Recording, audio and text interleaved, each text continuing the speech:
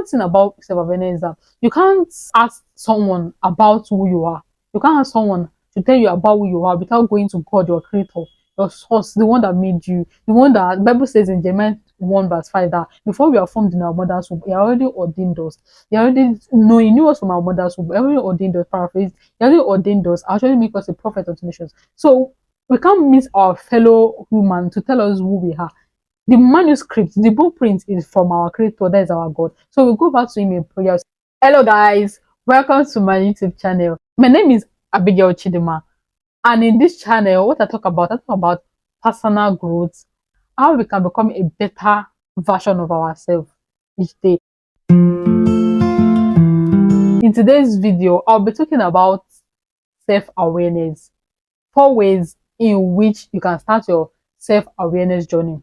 Let me share a backstory on how mine started. So I remember when I was in university, there is a lot that was actually going on that I couldn't pinpoint. Like there's a lot of things that I need answers to. There's a lot of things I want to understand, but I couldn't understand it.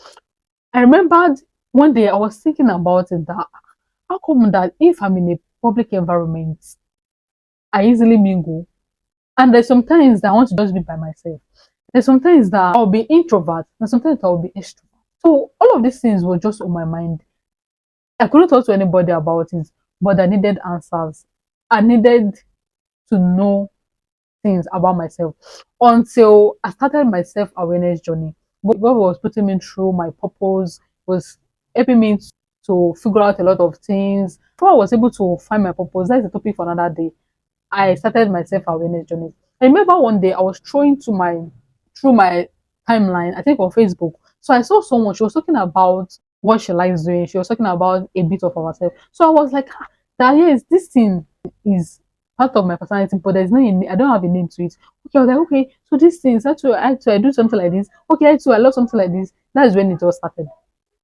And I started putting them down. Okay, this is what I love to do. Okay, this is one thing about myself. Okay, this is everything and all of that. I was like, okay, this is it. So from there, I started paying attention to myself. I started listening more to myself. I started listening more to my reactions to things, how I behave if I'm outside, how I behave if I'm inside, what go through my mind. More like a reflexive reflection, a personal time to pay attention to myself. And one of the interesting things about self-awareness that is a journey.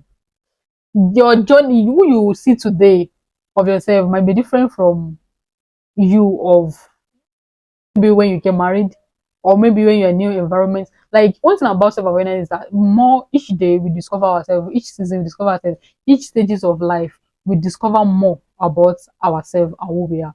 There are 4 ways in which you can start your self-awareness journey. Number one is praying about it. Because I remember during that period, I was curious. I wanted to know more about myself. I wanted to know my purpose. I think it started from me being burden of knowing what my purpose is because I feel that there's actually a lot that I need to know. There's actually a lot about myself that I don't know. So I started praying about it. So the thing is that one thing about self-awareness is that you can't ask someone about who you are. You can't ask someone to tell you about who you are without going to God, your creator, your source, the one that made you, the one that the Bible says in Jeremiah 1 verse 5 that before we are formed in our mother's womb, he already ordained us. He already know he knew us from our mother's womb. He already ordained us, paraphrase, he already ordained us, actually make us a prophet unto nations. So we can't meet our fellow human to tell us who we are. The manuscript, the blueprint is from our creator, that is our God. So we go back to him in prayer, say that Lord, help me. How should I do this?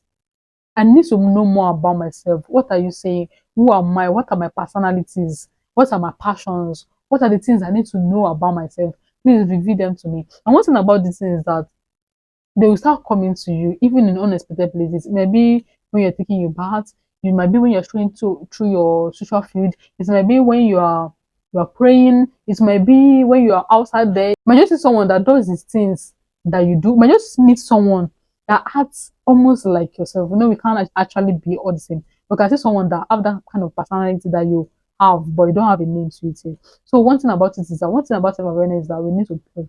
We need to pray to God about it. And that is actually the first step. It's very, very important. Number two is reading books. Reading books that talks about self-discovery, books that talk about purpose, all of those kind of books, they help a lot. They help us in this journey of self-awareness.